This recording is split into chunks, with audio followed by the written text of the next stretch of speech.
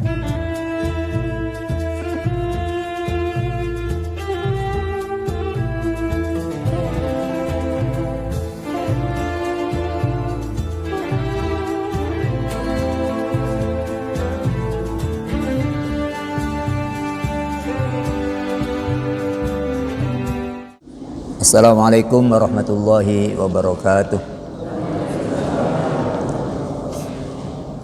Bismillahirrahmanirrahim. Alhamdulillah fi kulli hali wa ala kulli hal. Nahmaduhu wa nasta'inuhu wa nastaghfiruh. Wa na'udzu bihi min syururi anfusina wa sayyiati a'malina. May yahdihillahu fala mudhillalah wa may yudlil fala hadiyalah. Asyhadu an la ilaha illallah wahdahu la syarikalah wa asyhadu anna Muhammadan abduhu wa rasuluh. Allahumma salli wa sallim wa barik ala sayyidina Muhammad wa ala alihi wa sahbihi ajma'in. Amma ba'du. Subhanaka la ilma lana illa ma 'allamtana innaka antal alimul hakim. Allahumma arinal haqqa haqqan warzuqna husna ittiba'i wa arinal batila batila warzuqna husna ijtinabih.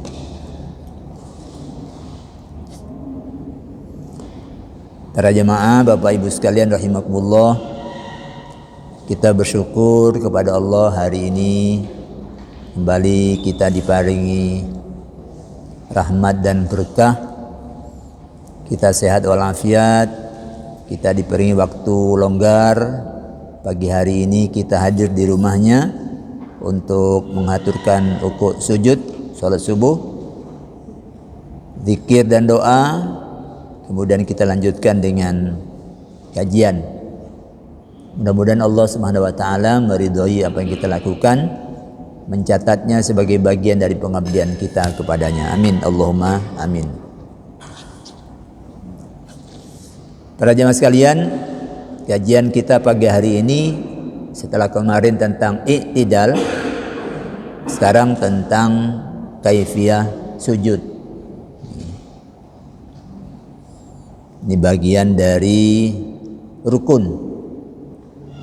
Rukun itu bagian pokok dari sesuatu yang kalau itu ada yang kurang, maka dia tidak disebut sesuatu. Kalau ada yang kurang, itu tidak disebut sholat.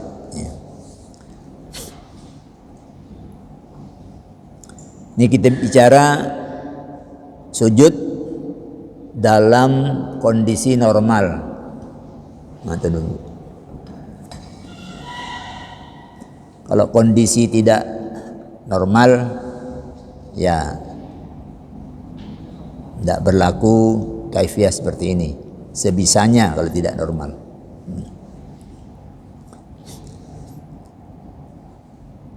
Kanjeng Rasul Muhammad sallallahu alaihi wasallam menerangkan bahwa sujud itu melibatkan 7 anggota badan.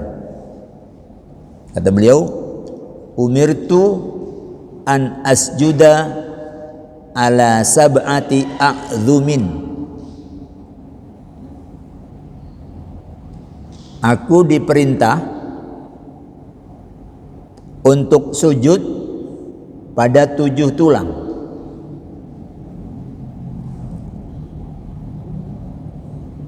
Yang pertama al-jabha. Yang pertama itu dahi. Wa asyara biyadihi ala anfihi. Kemudian beliau memberi isyarat pada hidungnya, menunjuk ke atas pada hidung. Dahi.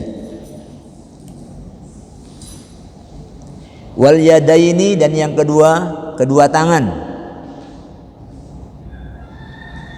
Dahi 1, kedua tangan, tambah 2 jadi 3. Warijlaini, kedua kaki.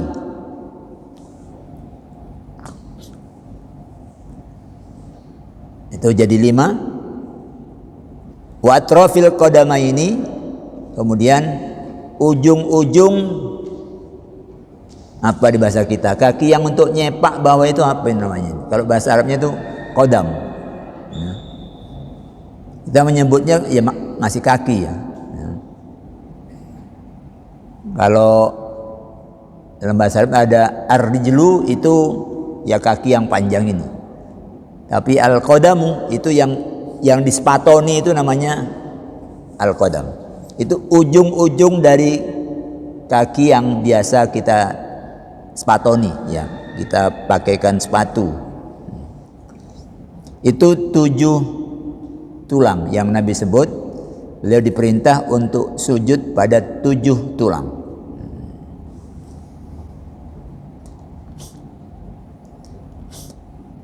Nah, rincian kaifiyahnya di bawah ini ada 1, 2, 3, 4, 5, 6, 5 ya, ada 5.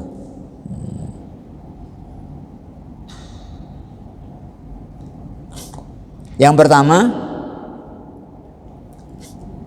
gerak turun berpindah dari i'tidal menuju sujud dilakukan dengan bertakbir. Itu namanya takbir intikal. Sama dengan ketika i'tidal kemarin itu, bangun dari rukuk, itu kita mengucapkan tasmi', sami Allahu liman hamidah.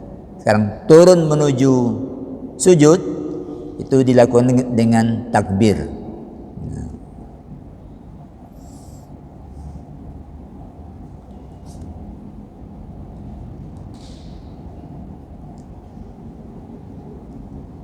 Sahabat Wa'il bin Hujr dalam hadis riwayat At-Tabrani 17584 itu disebut ketika beliau menggambarkan sifat salat Nabi, summa in hatta bit takbiri sajidan, kemudian beliau turun dengan bertakbir untuk sujud. Jadi jangan nunggu sudah sujud baru takbir. Takbirnya ketika intikal itu, ketika berpindah itu takbir.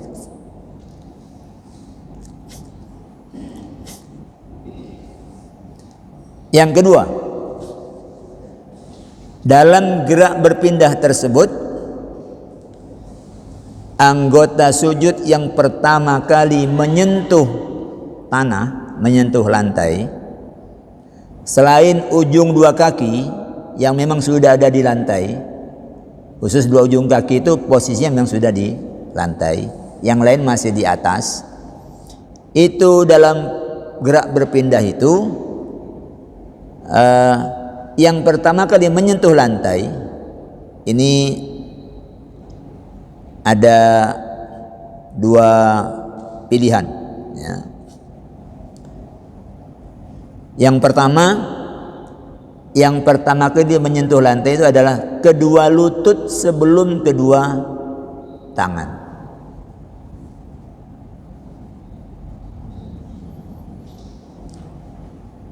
Ini dipegangi oleh jumhur ulama. Jumhur itu mayoritas ulama. Ulama mazhab Hanafi, ulama mazhab Syafi'i, kemudian ini menjadi salah satu dari pendapat dari ulama madhab Hambali. Itu kalau jumlahnya lebih banyak itu disebut jumhur. Ini juga Wa'il yang menceritakan dalam hadis Abu Dawud 838.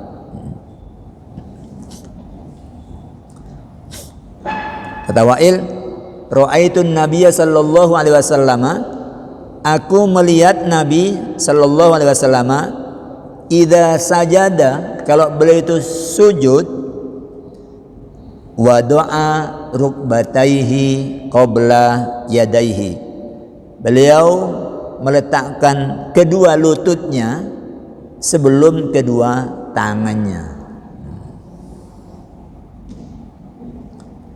Wa idza nahadha, dan ketika beliau bangkit untuk berdiri dari sujud yang kedua, rafa'a yadaihi qabla rukbataihi, beliau mengangkat tangannya dulu sebelum kedua lutut. Ya, nanti setelah dua ini perlu ada contoh pelaksanaannya. Ya. Ini kan ada dua bentuk. Ya. Nanti yang praktek bisa ibu, yang sini bisa bapak. Ya.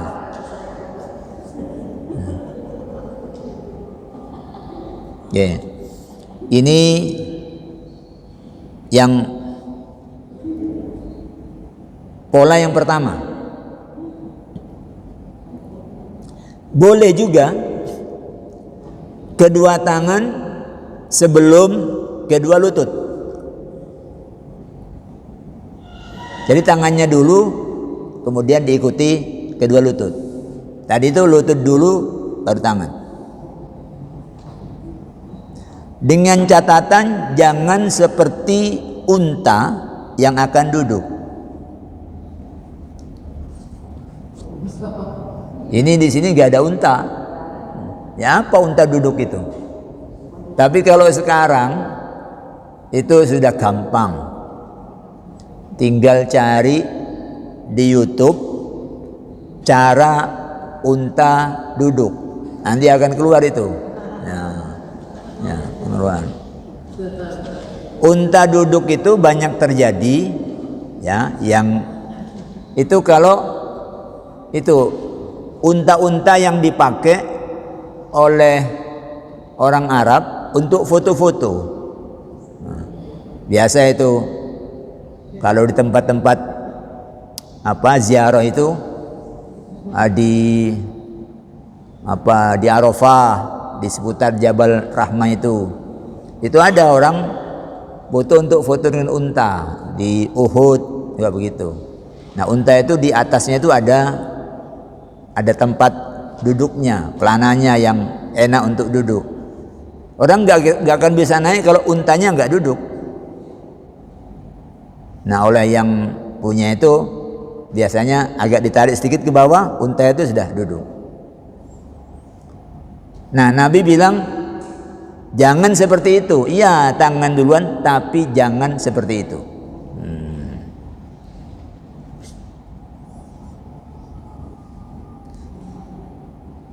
Kata beliau dalam riwayat hadis Abi Hurairah di Abu Dawud 840,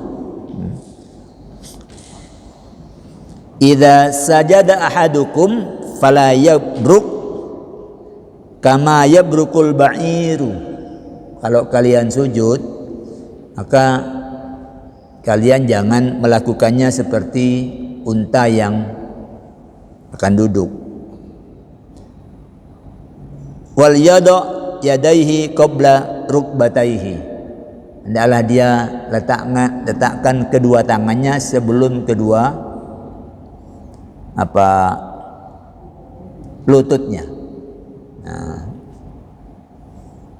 ini prakteknya ini harus di dua sisi ini ya. Ada sisi. Ya. Saya beri contoh yang model unta duduk. Ya. Ini untuk kondisi normal loh ya, untuk kondisi normal. Begini, yang untuk unta duduk itu tangan duluan. Ya. Tangan duluan.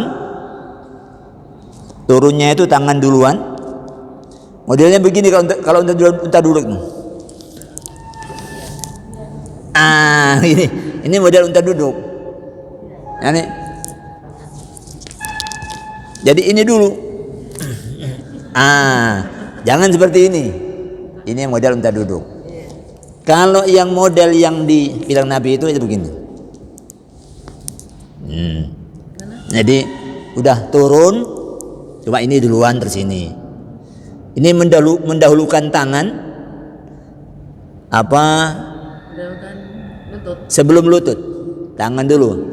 Hah? Ini yang model kedua. Nabi bilang tangan dulu baru lutut, tapi jangan seperti unta. Kalau unta duduk tadi kayak gini. Biasanya orang tuwek-tuwek begini ini ya. Biasanya. Kalau yang lutut dulu ya biasa gini.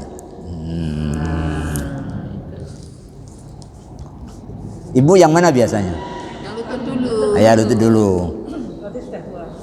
Ya begini-begini ini itu membawa efek sehat ke tulang belakang. Yang pola begitu.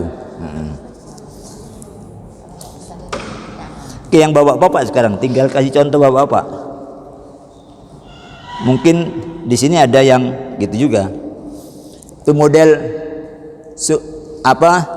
gerak sujud yang modelnya model unta duduk. Jadi gerak sujudnya begini. Ini model unta duduk. Ya. Jadi tangan dulu tapi lutut belakangan itu modelnya turun begini. Ini tangan dulu. Kalau lutut dulu ya begini. Baru begini. Saya terbiasa dengan yang pertama, lutut dulu. Dan ini bawa efek sehat ke sini ya. Ketimbang begini. Ya. Tapi ini bagi yang masih normal. Kalau tidak normal, orang bisa kayak tadi itu. Bisa begini. Nanti bangunnya juga begini dia. Itu yang tidak normal. Kalau dibiasakan yang model tadi, insya Allah sampai agak usia tinggi, saya kan sudah 65 ya. Itu masih naik turun itu masih bagus insya Allah. Karena gerakan-gerakan sholat itu semacam senam yang mendukung semua ini ya. Maka kalau dalam Islam itu Nabi mengajarkan 1 renang, 2 panah, 3 berkuda. Itu semuanya mendukung kesehatan sini. Jadi renang itu kan begini atau begini, panah itu kan begini. Tapi jangan ke satu arah. Kalau semua satu arah nanti itu yang terlatih sebagian. Jadi harus kalau ke kanan, yang narik ini kanan, harus bisa kanan kiri. Kuda itu kita dibikin kanan kiri, goyang depan belakang, itu mengarah ke sini. Dan itu yang harian itu adalah gerakan sholat. Kalau tulang belakang ini bagus, tidak ada saraf-saraf yang kecepit, maka insya Allah saraf-saraf untuk kesemuanya itu normal.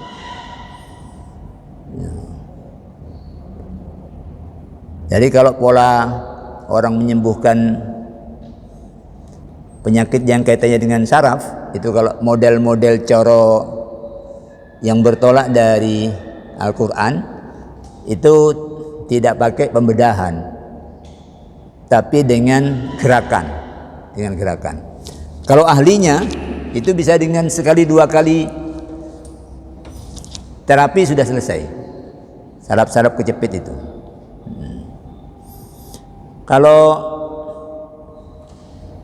pernah buka di YouTube yang namanya apa itu? Kretek abal-abal ya. Itu bagian dari itu. Bagian dari memperbaiki posisi-posisi tulang ya, agar semua kembali seperti semula. Ya. Itu model sujud. Ya kecuali kalau yang sudah ada masalah, yaitu lakukan sesuai apa yang mudah, ya, yang mudah. Itu soal mana yang turun dulu. Oke. Di sebagian kitab fikih itu ini di pertentangan, ya, mana yang betul, ya. Tapi sungguhnya tadi dari Nabi itu bukan berarti, karena ada yang membantah, oh kalau unta itu yang duluan itu tangannya, ya, ya unta itu kalau duduk dia nekuk dulu yang depan, ya, baru yang belakang turun, itu unta. Nah yang namanya tangan kan yang depan. Dalam surah Al-Kahfi itu yang namanya anjingnya anjingnya Ashabul Kahfi tersebut, wa kalbuhum basitun dira'ahi bil wasit. Anjing mereka itu membuka kedua lengannya di depan pintu gua, ya. Jadi kayak bersiaga begini, ya. Bukan yang kaki belakang tapi yang kaki depan. Jadi disebut diro. Diro itu lengan, ya, lengan. Oke. Itu soal turun menuju sujud. Kemudian yang ketiga, berkenaan dengan kaki sekarang, dua kaki sebagai anggota sujud. Terdapat beberapa kaifiyah yang lebih rinci, ya. Pertama, kedua paha ditegakkan supaya pantat terangkat. Jadi posisi itu yang bagus adalah posisi vertikal.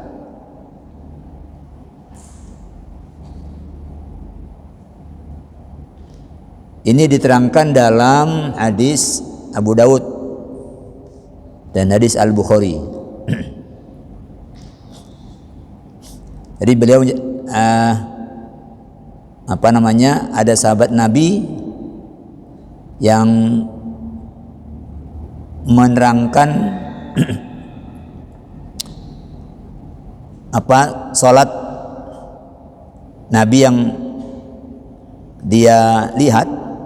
Sahabat namanya Al-Bara' bin Azib, dia menyatakan fawadu'a yadaihi, lalu beliau meletakkan kedua tangannya,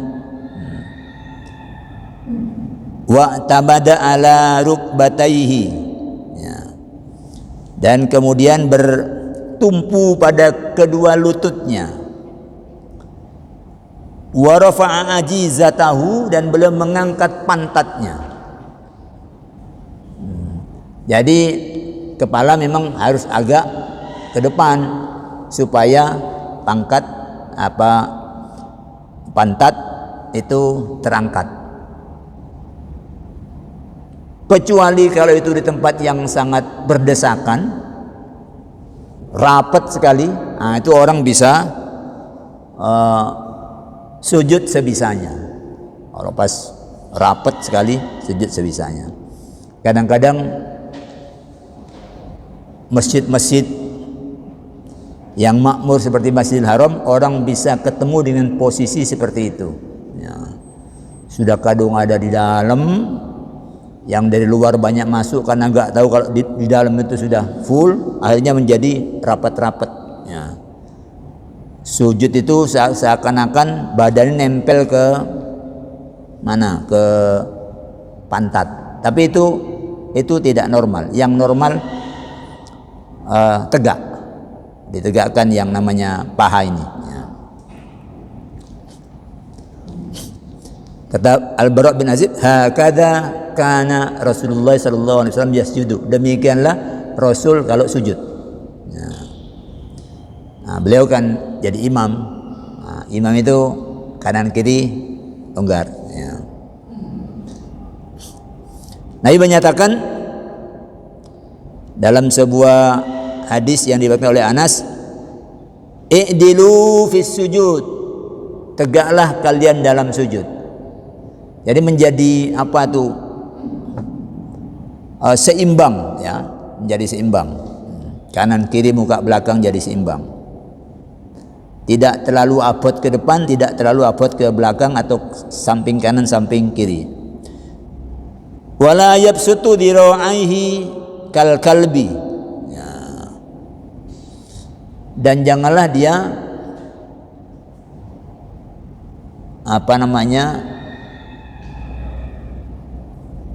menaruh tangannya itu seperti anjing. Jadi dihamparkan begini, tapi ini tegak begini. Jadi ini tegak, ya. Oke, satu. Kedua paha ditegakkan. Yang kedua, kedua paha dirapatkan dan boleh pula direnggangkan. Ini untuk laki-laki. Tapi kalau untuk ibu-ibu, wanita, paha dirapatkan. Nah, ibu-ibu jangan terus cowok-cowoknya itu mekaka ya. Ibu-ibu paha kalau duduk itu rapat. Bapak boleh rapat, boleh renggang. Ya. Yang rapat itu diterangkan dalam hadis Abu Dawud.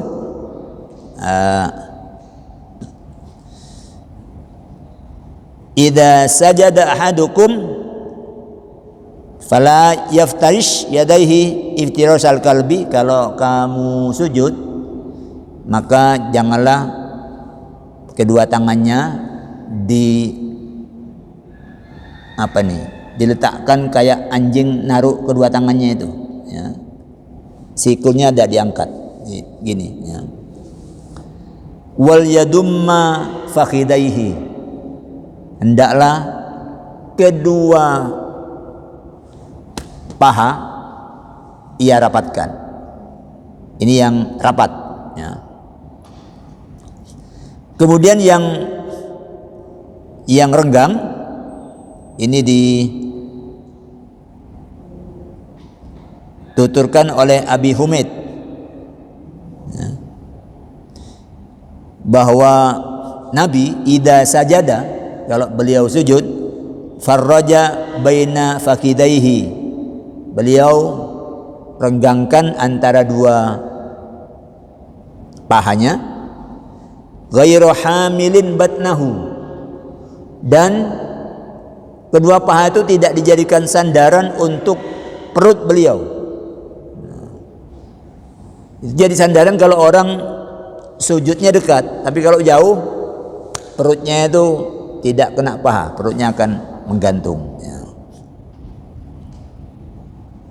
Jadi perutnya itu tidak membebani kedua pahanya sedikit pun, ala syai'in min fakhidaihi, sedikit pun. Itu paha. Kemudian berikutnya yang ketiga, untuk kaki. Kedua kaki yang disepatoni itu dirapatkan, ditegakkan, dan jari-jarinya dihadapkan ke kiblat.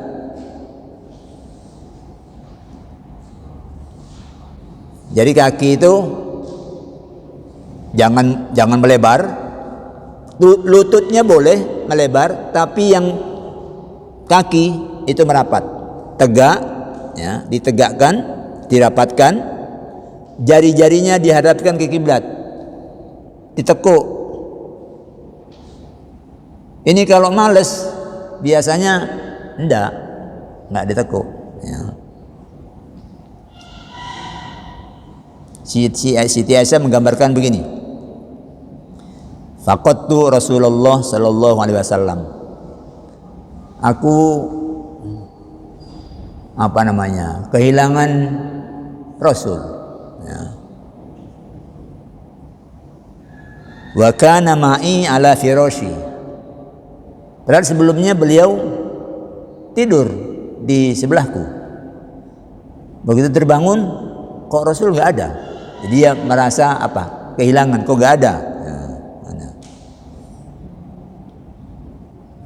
Fawajadtuhu sajidan. Lalu setelah aku bangun, aku cari, ternyata beliau itu sedang sujud. Rasan akibaihi. Sujud beliau itu beliau merapatkan kedua kakinya. Mustaqbilan biatrofi asabihi al-qiblata. Lalu beliau menghadapkan ujung-ujung jari-jarinya itu ke arah kiblat, ditekuk. Kesehatan jari itu penting ya. Kalau pijit-pijit refleksi itu banyak di wilayah-wilayah itu. Tekuk. Kalau belum biasa ya rasanya kaku, tapi coba dibiasakan. Ya, nanti kan enak. Ya, apa-apa itu tergantung kebiasaan. Ini rukun sujud yang berkenaan dengan kaki. Ya, ada paha, kemudian ada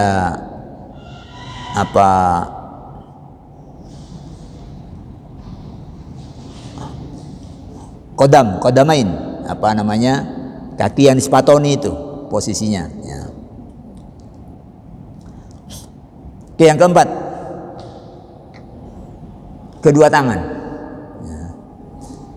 Ada berkenaan dengan dua tangan ini ada 4 kaifiyah yang penting mendapat perhatian. Yang pertama, kedua tangan diletakkan sejajar dengan pundak atau sejajar dengan wajah. Ya. Jangan ditaruh di samping paha. Ada orang yang sujud, turunkan aja sebelahnya lalu dia sujud. Itu berat itu. Bagi badan yang sedang condong ke depan tanpa pakai ada penopang tangan, itu berat. Ya. Nabi meletakkan tangan beliau itu kalau tidak sejajar dengan siku, maju ke depan sejajar dengan wajah. Ya, dengan wajah.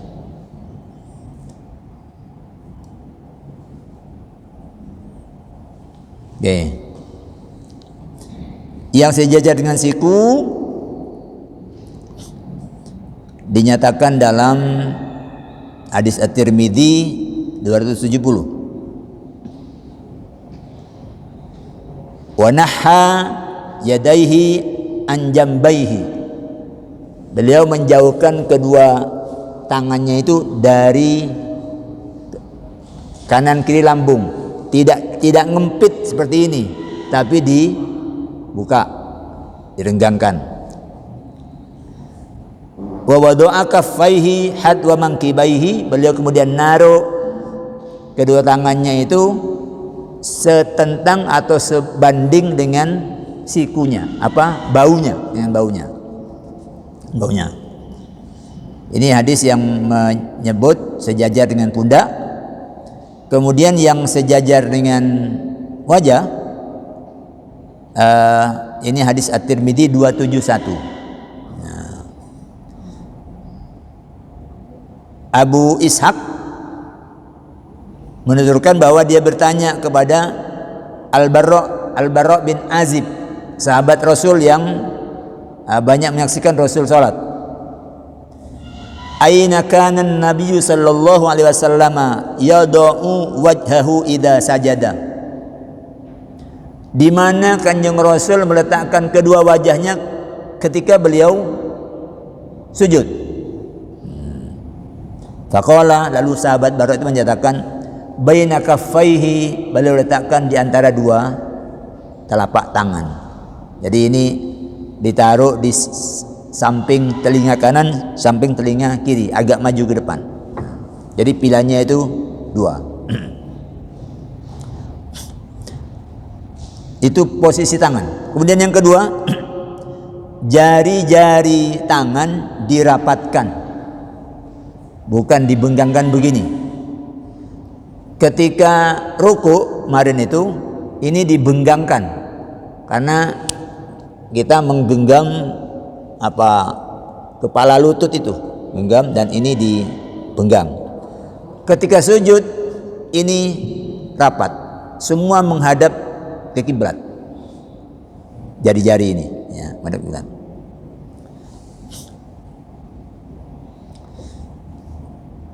Dalam hadis Wa'il, idza raka'a farraja asabi'ahu. Beliau itu kalau ruku jari-jarinya dibuka. Wa idza sajada dhamma asabi'ahu. Ketika beliau sujud, kaki-kakinya dikumpulkan. Nah, dirapatkan. Oke, yang kedua, ini jari. Yang ketiga, tadi disebut di hadis sebelumnya, kedua tangan diangkat, kedua lengan diangkat, tidak dihamparkan, tidak diginikan kayak anjing, ya, diangkat.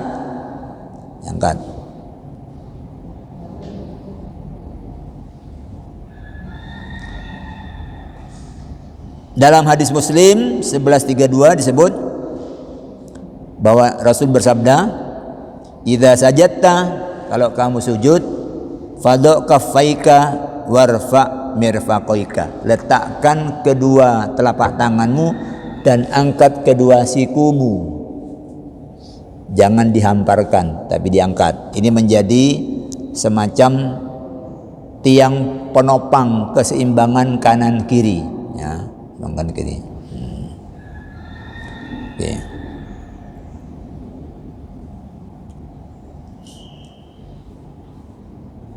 Kemudian yang kedua Yang keempat, kedua siku direnggangkan.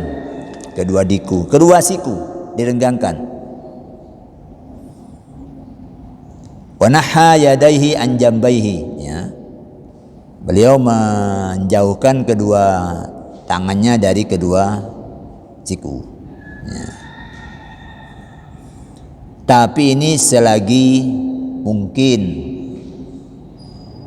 Kalau rapet-pet tidak mungkin. Ini seperti yang diterangkan dalam hadis Abu Daud, bahwa sahabat itu ada yang lapor kepada Nabi tentang susahnya sujud kalau mereka merenggangkan ini, ya. Maka beliau menyatakan ista'inu birrukabi. Kalau begitu, sebagai bagian dari penopang, kamu jadikan kedua lutut kamu itu sebagai pembantu. Artinya tangan ditaruh di atas lutut, disendenkan ke paha sebagai bagian dari kayak kalau itu kayak penopang begini. Jadi ini masuk ke dalam, dan ini sikunya ditaruh di atas lutut, di atasnya, karena lututnya kan di bawah, di paha, ya, di paha. Yang untuk ibu-ibu yang ini, khusus untuk ibu-ibu yang model ini. Jadi ambil lurus pundak, dan kemudian ini ditekankan ke paha, sujud. Sujudnya begitu. Jadi ibu-ibu jangan sujud yang melebar, tapi yang merapat. Bapak-bapak itu afdalnya yang melebar, yang membuka. Kecuali kalau tidak mungkin karena rapat, maka modelnya kayak tadi. Okay.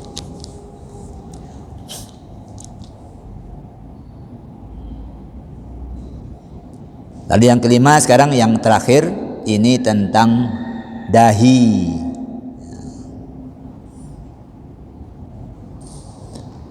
Dahi jadi merupakan rukun sujud yang disebut pertama kali, ya. Karena itu penting. Kalau dahi tidak ditaruh tempatnya, orang tidak akan dibilang dia sedang sujud. Nah, Orang merangkak itu nggak sujud kan, karena dahinya nggak ditaruh di lantai. Nah, bagaimana kaifiyah meletakkan dahi? Yang pertama, meletakkannya bersama hidung.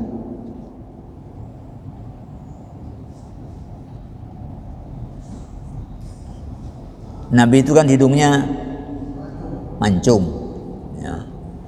Itu beliau tekan juga hidungnya itu, ya.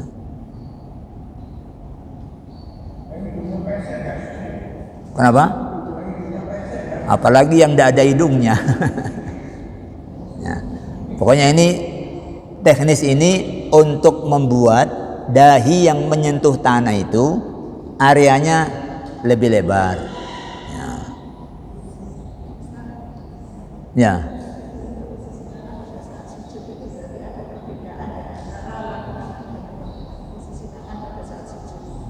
Ya, sama. Hanya perempuan ini masuk. Ininya tetap menghadap ke kiblat. Ya, hadap kiblat. Ya. Posisi tangan untuk perempuan. Ya. Jadi jangan ini ke samping, ininya merapat, yang ini malah ke samping. Ini semua menghadap ke kiblat. Ya.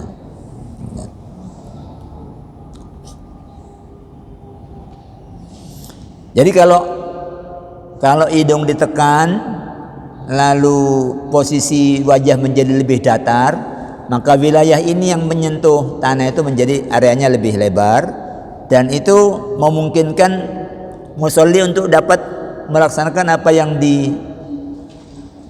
diajarkan Rasul, yaitu dapat merasakan bentuk tanah, bentuk lantai. Ya. Kalau tidak ditekan, sekedar nyentuh aja, tidak kroso. Ini di sini nih ada tekuan atau apa di lantai ini nggak kroso. Kalau hanya sekedar merasakan, bukan melihat. Ya. Abu Hamid As-Sa'idi menyatakan, innan nabiyya sallallahu alaihi wasallam idza sajada, kanjeng Rasul itu kalau sujud, amkana anfahu wajabhatahu. Beliau meletakkan hidung dan dahi beliau minal ardi, ke tanah.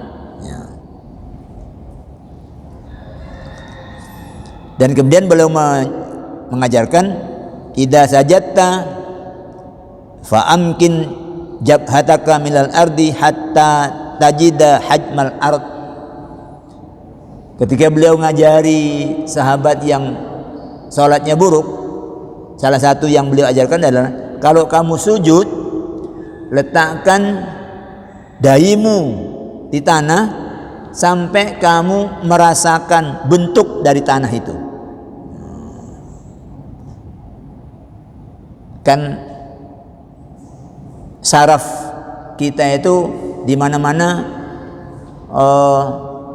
selalu ngirim kan ke otak kita itu apa? Duduk di sini misalnya, duduk sini. Tahu-tahu ada sesuatu terkirim, kita akan lihat, oh ini ada. Ya, jangan sampai duduknya duduk setengah diangkat sehingga gak ngerti kalau di situ ada. Nah. Jadi intinya ditekan dan diusahakan datar. Jangan nungging, jangan kepala itu jangan ditunggingkan. Tapi ini nanti ada yang riwayat lain, walaupun riwayat lain itu bentuknya laporan pandangan mata. Ya. Wa'il menyatakan, ra'aitu Rasulullah sallallahu alaihi wasallam yasjudu ala anfihi ma'ajab hatihi. Aku melihat kanjeng Rasul itu sujud pada hidung dan jidat, dahi, pada hidung dan dahi. Di awal tadi ada hadis bahwa Rasul itu ketika menyebut dahi, beliau menunjuk hidung. Dahi itu menunjuk hidung. Jadi ini wilayah untuk sujud, wilayah untuk sujud. Maka kalau pakai kacamata, kalau kacamatanya jadi penghalang hidung untuk nyentuh, ya baiknya kacamatanya dilepas. Ya, dilepas. Oke. Lalu yang kedua, meletakkan bagian yang paling atas, yakni tempat tumbuhnya rambut ke lantai. Ini sesuai dengan hadis riwayat Abi Syaibah. Ini Jabir bin Abdullah melaporkan bahwa Rasul yasjudu fi a'la jabhatihi ala qusasi sya'ri, bahwa beliau itu bersujud dengan bagian atas dahi beliau, yaitu pada tempat tumbuhnya rambut. Nah, walaupun ini jarang dilakukan, tetapi sebagian ulama berpendapat sujud tanpa hidung nyentuh itu salatnya sah. Ya. Tapi karena banyak hadis yang menyebut Rasul itu membikin datar, maka sujud yang bagus, yang afdal adalah kalau posisi dahi dibikin sedemikian rupa datar sehingga hidung pun itu ikut menempel dan ditekan di tanah. Ya.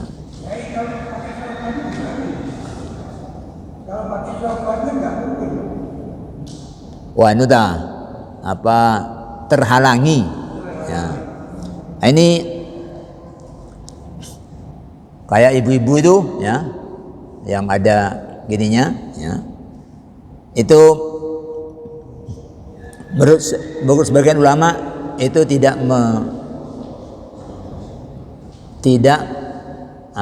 menyebabkan sholatnya, sujudnya tidak sah. Ya.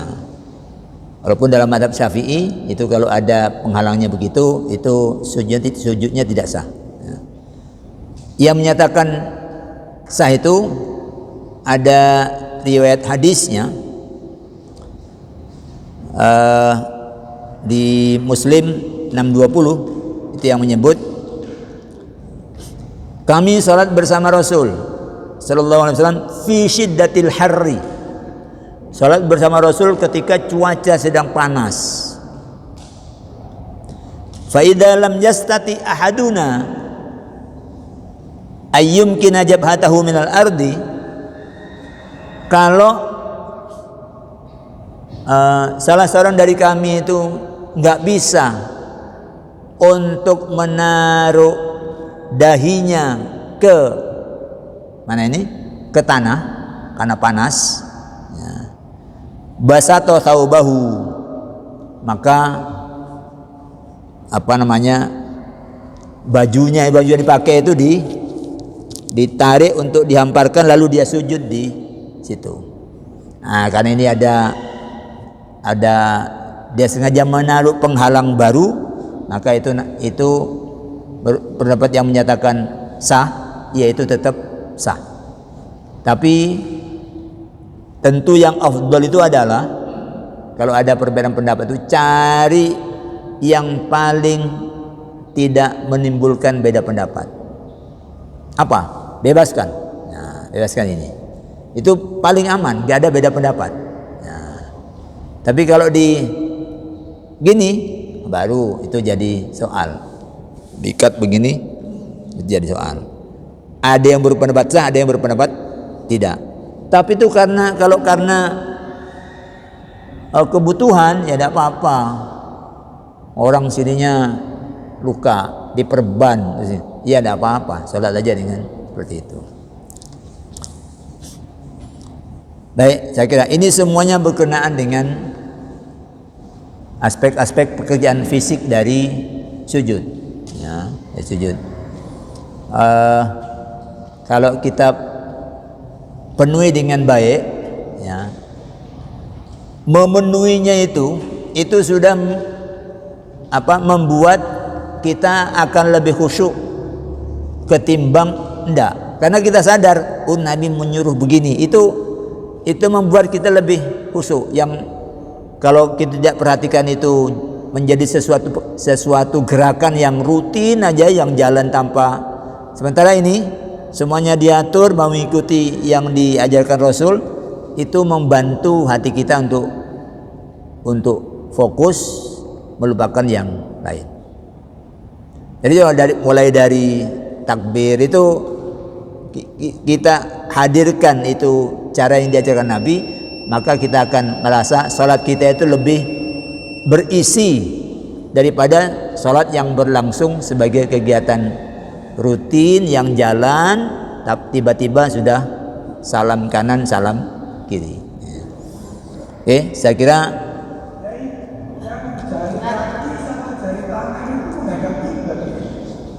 ya, kalau jari tangan kan taruh gini, kalau jari kaki ditekuk.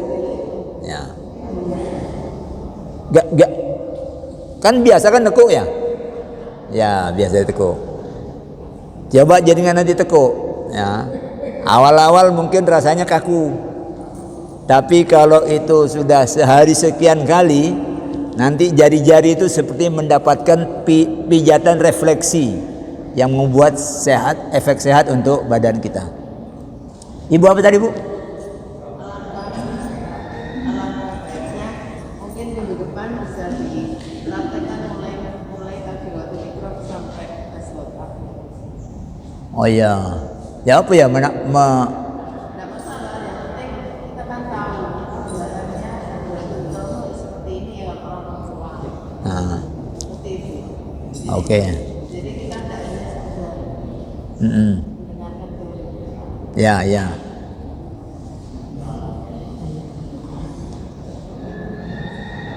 Oke. Ya, naruh tangan apa tuh ya? Ya, oke. Ya, oke. Baik. Ini usul agar sebelum lanjut yang sudah itu ada peragaan pelaksanaannya ya. Supaya tidak hanya menjadi ilmu hafalan, tapi ilmu yang langsung disaksikan. Oke. Kita tutup dengan hamdalah. Alhamdulillahirabbil alamin. Aqulu qouli hadza wa astaghfirullah li wa lakum. Wassalamualaikum warahmatullahi wabarakatuh.